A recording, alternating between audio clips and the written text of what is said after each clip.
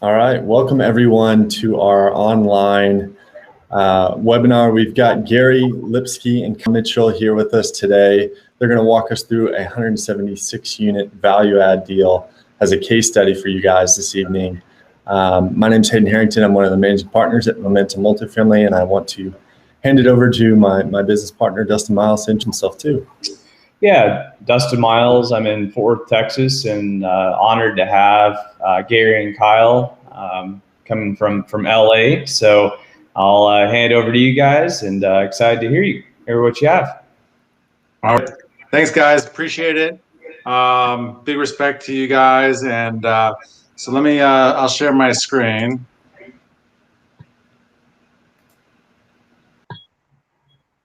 All right, and is that?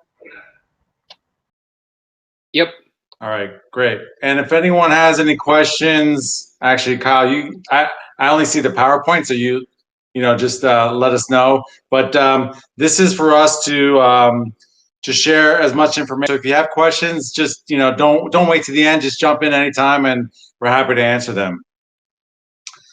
So this is a 176 unit opportunity that we bought at the end of December, and we'll walk through, the why we like the location, the opportunity, the business plan, and the capital stack. And for the capital stack, we had a pref equity partner, a loan assumption, a supplemental, and LP investors. So lots of pieces, very stressful getting it all done. But it takes a tremendous amount of attention to detail, keeping all of our partners on the same page and moving things forward. And we've done. So really excited to share this. A little bit about Con and myself. We're managing members of APT Capital Group.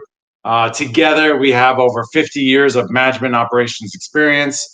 We have $31 million in assets under management, and in the Tucson and Phoenix markets, and that's where we focus on. We're not doing deals all over the place.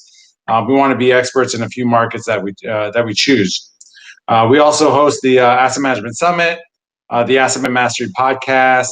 We have a book coming out called Best in Class, launches June 29th, so you can get that on Amazon. And feel free to reach out to us on social media, Facebook, LinkedIn, Instagram, or go to our website. So here's, like I said, we focus on the Arizona markets. We have a strong team in place. We actually own 3 properties that are around miles away, but one is it will be our first full cycle deal that hopefully is closing in about 2 weeks. So really excited. That was our first purchase there, a 42 unit. We just maximized the value and took advantage of the market conditions right now, and we got a great deal to exit for our investors. All right, so here's properties that we own. We typically do a rebrand, interior rehabs, exterior rehabs, but really it's not just about the renovations, but it's that operational value add that we add. Again, utilizing Kyle and myself's operations experience, and we're finding, what ways, particularly on some property management companies that we know do not do a good job, and we focus on some of their properties. So we know that they don't push rents. Maybe they take on tenants that are not creditworthy. So we're looking for, when we're doing our due diligence, all the different ways that we can bring value to a property. And the one in the top left, that's the one that we're hopefully closing in 2 weeks. Top right is the one that we purchased end of February. That was a 45-day close, so super fast. And then today we're talking about Midtown on Seneca. All right, here's some information on the Tucson market. For those of you don't know, Tucson's been booming along with Phoenix over the last 5 to 7 years, and it's been a really strong market. Some of the reasons why we like it is the rent growth in the market. Number 2 nationally, it has held that number 1 spot nationally for a couple of quarters, but you can see there they're projecting a 6.7% annual average rent growth over the next 5 years. So if you're underwriting for that, that's a bit aggressive for sure, but we've been able to see it at all of our properties so far is very, very strong rent growth across our portfolio. And then to the bottom left there, you can see the shrinking vacancy, which is fantastic as well. So rents are going up and occupancy is going as well, and that's a good formula. And it is still one of the top 20 cities for affordability. So there's still, in our opinion, a lot of room for growth as far as the rents are concerned. And, you know, it's also helped during COVID. The rents out there are not, you know, $2,000 rents like are out here in California where we live. I mean, we're talking about anywhere from $600 to $800. So a stimulus check of $1,200 or $1,400, that goes for a couple of months. So we've been very fortunate with how delinquencies and rent collections have gone out in that market as well. I won't go through this, but one of the reasons why we like Arizona as a whole is really the job diversity. Back in 2008, you know, Arizona was highly reliant on construction jobs. And I think my main number 1 factor when I'm taking into consideration a market is job diversity. You know, rent growth, population growth, wage growth, all those things need to be trending in the right direction. But I want to make sure a market has really great job diversity. And Arizona's done a nice job over the last 13 years making sure that they're not as heavily reliant on construction jobs as they were in 08, which is the reason why they kind of took a hit pretty hard in 08. So as you can see, a lot of retail, you've got government jobs, education, some mining, healthcare is one. And so we do like the job diversity there. And we are starting to see a lot of tech jobs come into both Phoenix and Tucson, which is exciting for its future. So just quickly, this property is close to the freeway, University of Arizona, Whole Foods. Just to kind of give you, if you don't know Tucson, just a quick little overview of the property and surrounding areas. All right, so Bella Vista Townhomes, we've renamed it Midtown on Seneca. It's on Seneca, and so we'll be replacing that picture soon. Waiting for that signage package to come out. Actually, one of the plays, if you look at the pool picture, the kids pool, we can't really use it because there's some pump issues and it's like $5,000 to fix and permit issues and whatnot. So we're actually building a pergola or sun sails with area and whatnot, so the residents could take advantage of. More pictures of the property. We'll get, you know, the huge trees that we just need to trim back, and that'll be in the business plan. Some more photos. So the property actually is in really good condition, but we are going to be renovating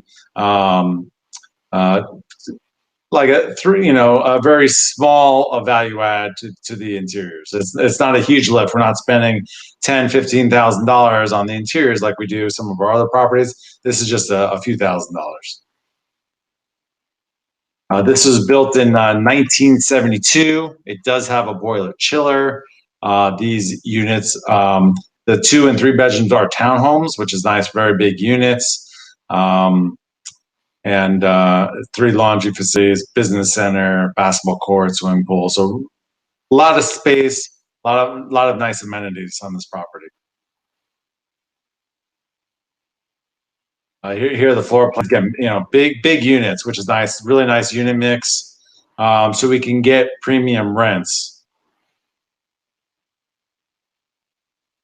And here you'll see, you know, market rents. $675. Our pro forma for a 1-bedroom is $759, and we're getting, you know, we've owned this property for 3 months now, and we're already getting pro forma rents. We're already collecting higher RUBS than we estimated, so we're well above our budget so far. And knock on wood, hopefully we stay that way.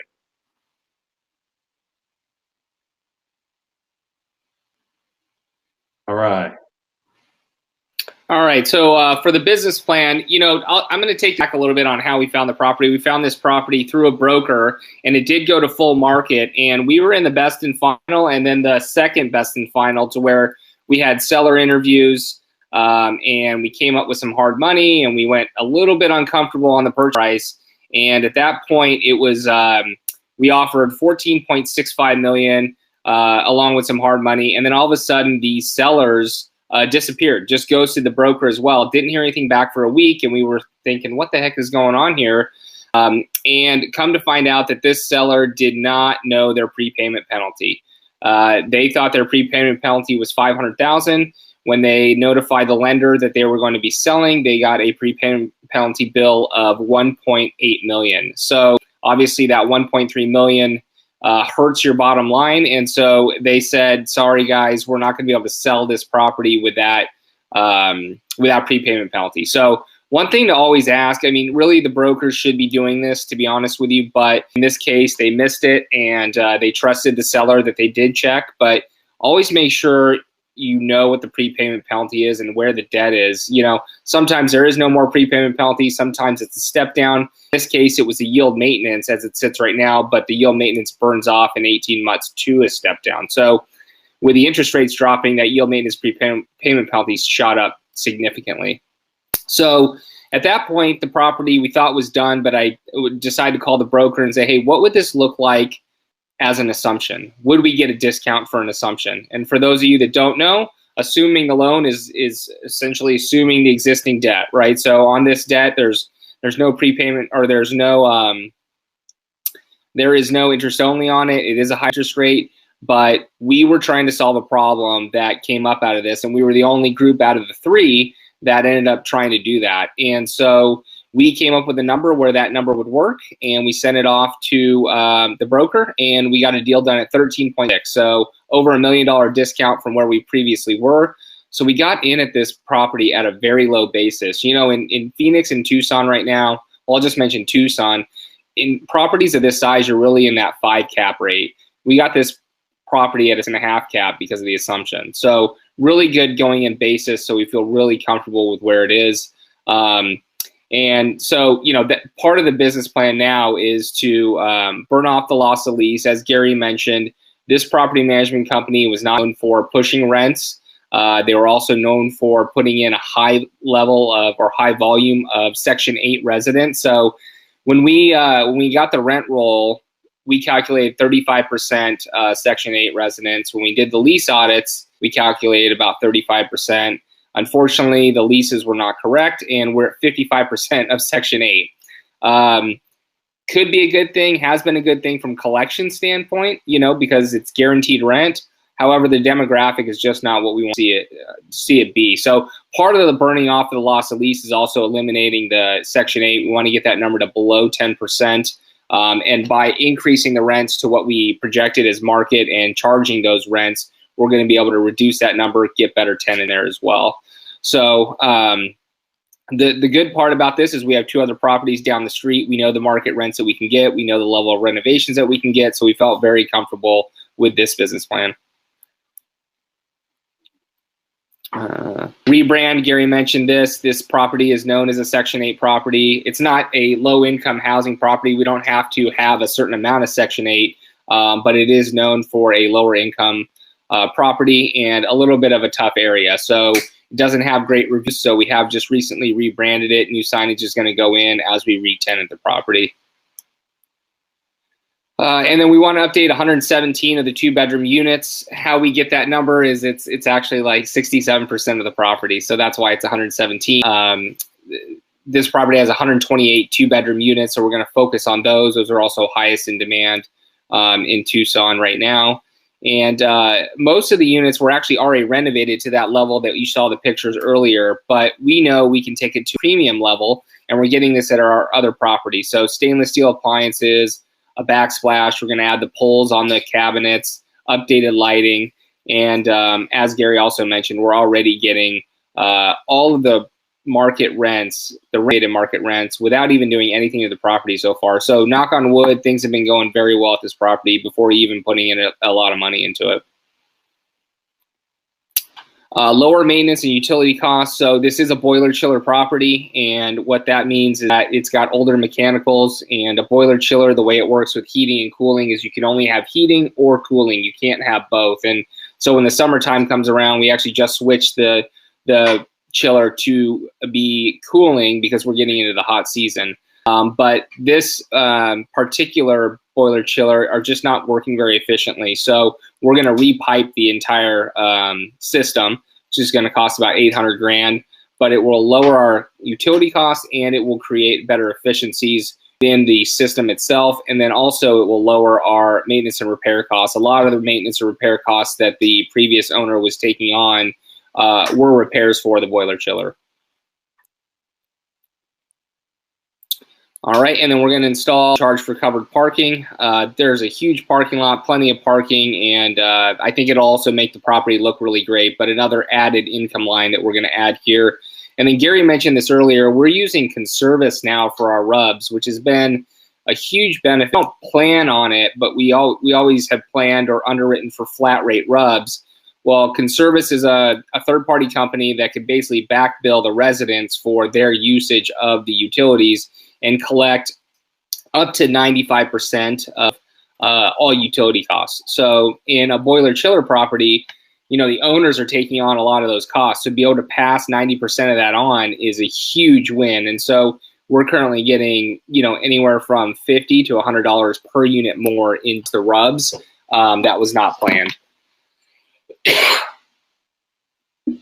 And then reduce payroll expenses. Another benefit of finding a property management company that's just a little too comfortable. You know, the property was 100% occupied, the owner happy. So it wasn't that this property management company was doing a bad job. They were just kind of doing as they were told, but they were very comfortable. They had, you know, 3 people in the office, 3 people on the maintenance team, and they're 100% occupied. So there was a lot of room to cut down on the expenses payroll side, and we were able to save $60,000 a year just by reducing it to the level where it should be for this size of a property. Here's the renovation budget. I will not go into this in detail, but over there to the left, you can see a lot of the items that we were budgeting for, about just over $300,000 on interior units, exterior paint, or for the parking lot, which is in terrible shape, $63,000. We're gonna do some landscaping work out there, reduce some of the area that this property has a ton of grass. And when they're watering, it hits the side of the building, which creates some damage to the stucco. So anything that's too close to the stucco, we're just going to remove that grass. It will help us on the repairs and maintenance of the building and also reduce the water bill. Some other things on there to mention. Let's see. A lot of that is just deferred maintenance, adding cameras to make sure that we can keep an eye on the property. Hard turns. This is something that we included on this one that we don't include on all properties. But we have a lot of long-term residents and we have a lot of Section 8. And Section 8 are just known to leave their properties looking very rough. And in fact, I mean, there was one that Gary and I could not even step foot into just 2 weeks ago because it was so bad. So that money is there for the hard turns because those are going to be a little bit extra on the rehabs because it's basically pulling the flooring out, maybe even redoing some cabinets and stuff like that.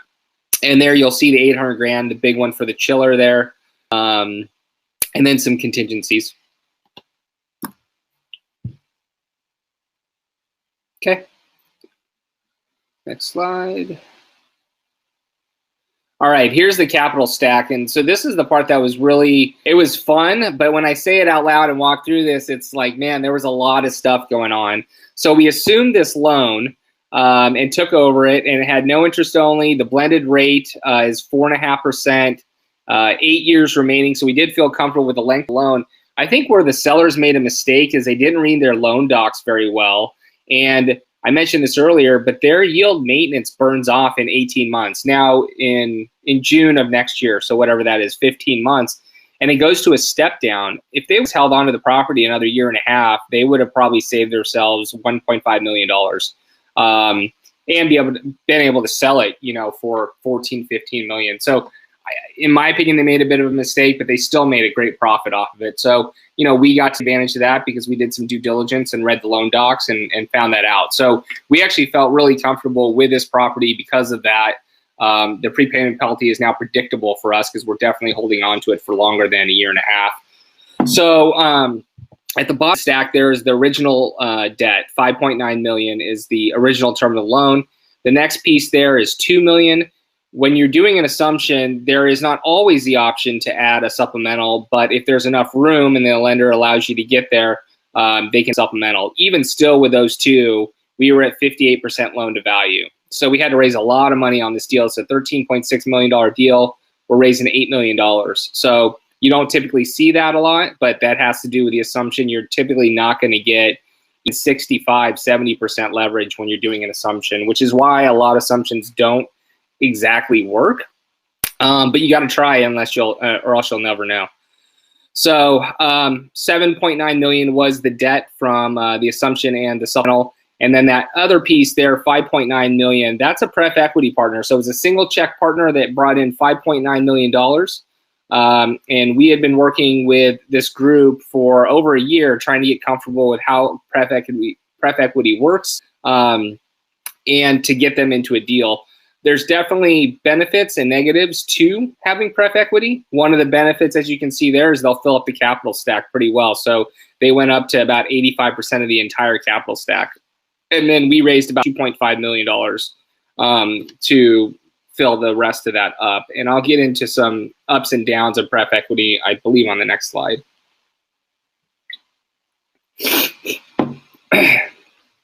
So pref equity is not, it's not all things created equal. Not everything is the same. It's all negotiable. And in this situation, we were able to negotiate that this pref equity partner doesn't get anything on the upside above 13%. So as soon as this deal hits 13%, they're paid back. We get all the upside with the LPs and GPs, which actually shoot up the returns. Anything above 13% gets split directly for us. So that $5.9 million in equity that we're raising, we don't have to pay anything above 13% on there.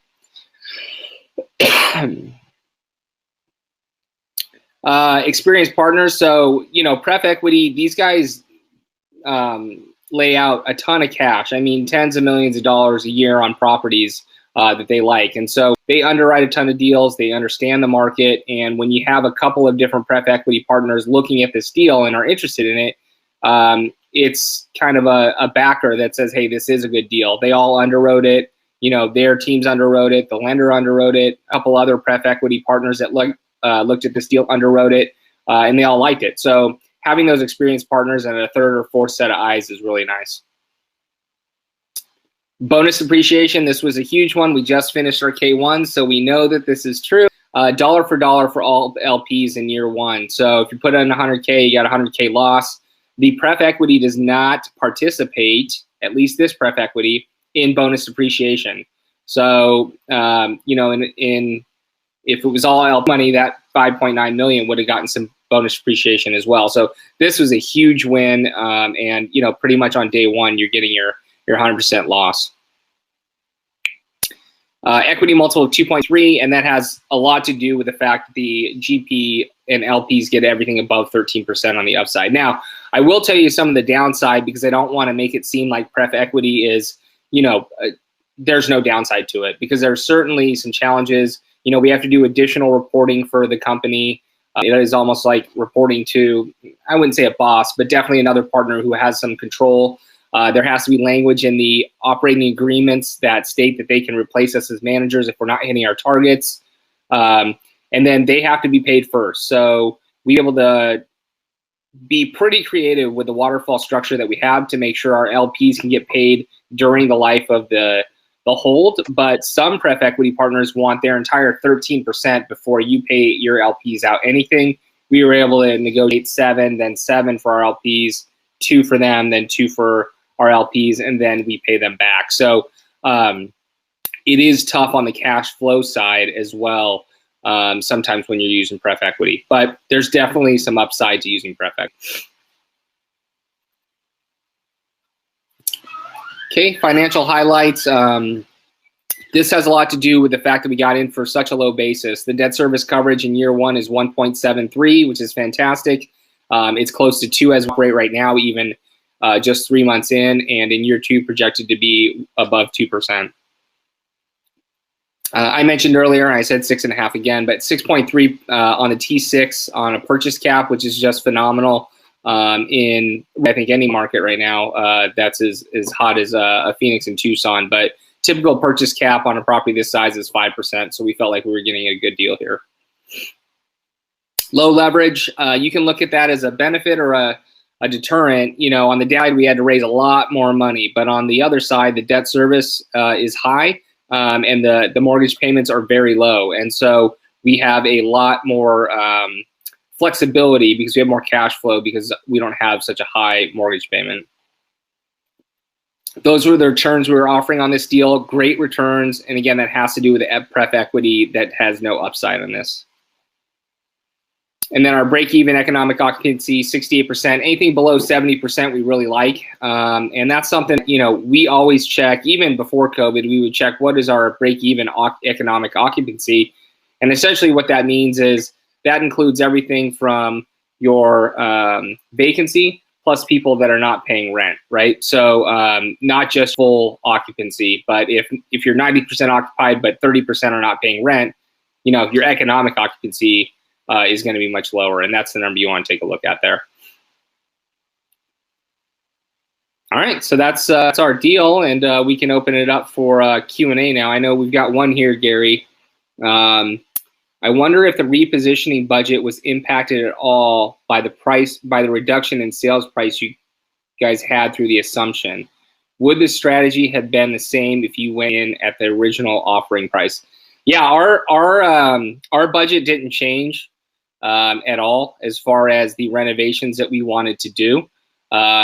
We were just able to get in at a lower basis and a lower price, but offset by a higher interest rate for sure and lower leverage. And so those kind of offset with that assumption. But as far as our renovations budget, that I don't think it changed at all.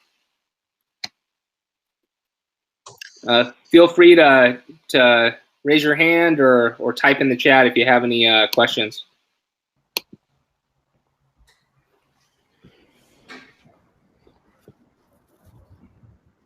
Awesome. Really appreciate you sharing your deal with everyone as well. Looks like it had some hurdles, but you guys got it done. Yeah, a lot of sleepless nights at times. You know, getting everyone aligned and moving forward. You know, Kyle had mentioned the lender's got to approve the pref equity. You don't get that until the end, and getting everything approved also takes just so many different people involved. So definitely a little stressful. Yeah, one other thing I didn't mention, just is, you know, I think a lot of people are looking to get into pref equity now, and a big downside to pref equity is that they can pull out at any time. So we've got several $100,000s of hard money going into final closing week, and if they wanted to, if something came up last minute, or if, you know, even day of, they didn't want to send in their wire, there's nothing, at least in our agreement that we had, that would have prevented them from that. So certainly a little bit, you know, it is a huge downside, and you just got to be really careful with that. I actually know someone that happened to, and they lost a couple $100,000 because they had to pull out and they couldn't close. So you got to make sure you have backups, which we had, but also have a strong relationship with these pref equity groups. You don't want to just meet someone for the first time and trust them. Really take the time to build up a track record with them and a relationship. Awesome. Yeah, I definitely agree. We've got some questions coming in for you guys. Janelle asks, have you all had experience with an assumption structure before in the past?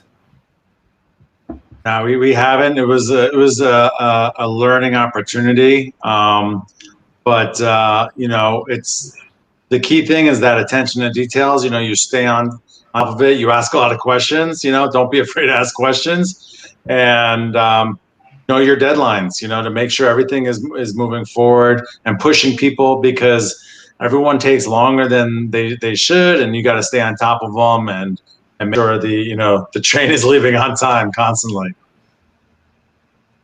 What was the loan through Walker Dunlop, did you say?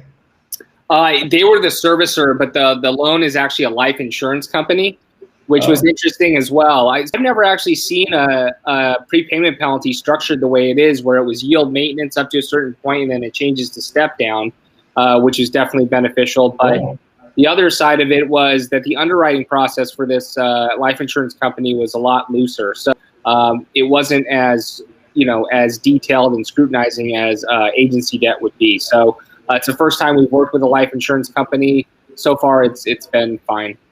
Awesome. Yeah, I've done 2 CMBS deals and then mainly Fannie. So that's cool. Huh.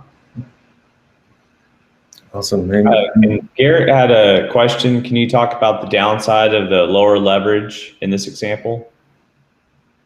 Yeah, I mean, essentially, we had to raise more money, right? And when you're putting 42% down plus the renovations, it's a lot of money to raise. And so, just like you can be over leveraged, you can probably be under leveraged a bit too. We've got $6 million in pref equity that we had to bring on board. So I guess there's added risk in that.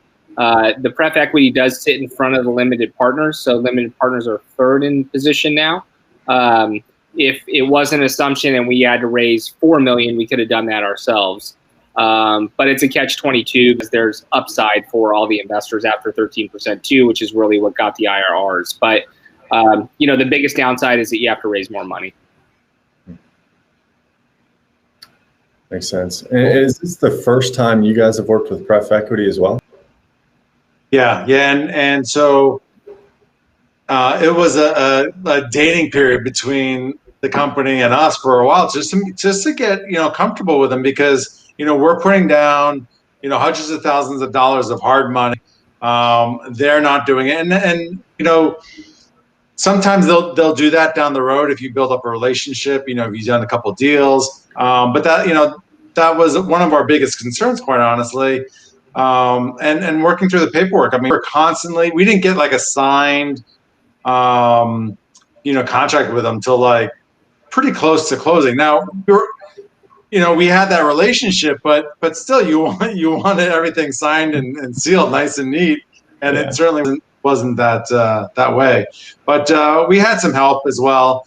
Someone that we were working with, kind of holding our hand through the process, and it was well worth it to have that company kind of do that for us. Cool. Awesome. How soon? I probably missed it. How soon, or when does the step down kick in? Did you say 18 months? Sweet. So now it's 15 months. So we're not holding on to it any less than that. So we've I think we saved ourselves $1 million just by that. Yeah, that's awesome. Nice. That's cool. Do you guys have a lockout period with that pref piece? Like 2 years or 2.5 years or anything like that? So it is actually on the other side of it, only a 3-year term with 2 1-year extensions. And so in that 3rd year, we have to get approval to extend. But, that's, again, like Gary said, working on that relationship, making sure it's clear what our business plan is, which is 5 years, and, some hurdles that we have over if we need to extend, which should be pretty easy to hit. But as far as a lockout, they need to hit a minimum of a 1.3 equity multiple. So as long as you can hit that number, there's no lockout time frame. Okay, nice. Cool. Any other questions for Gary and Kyle?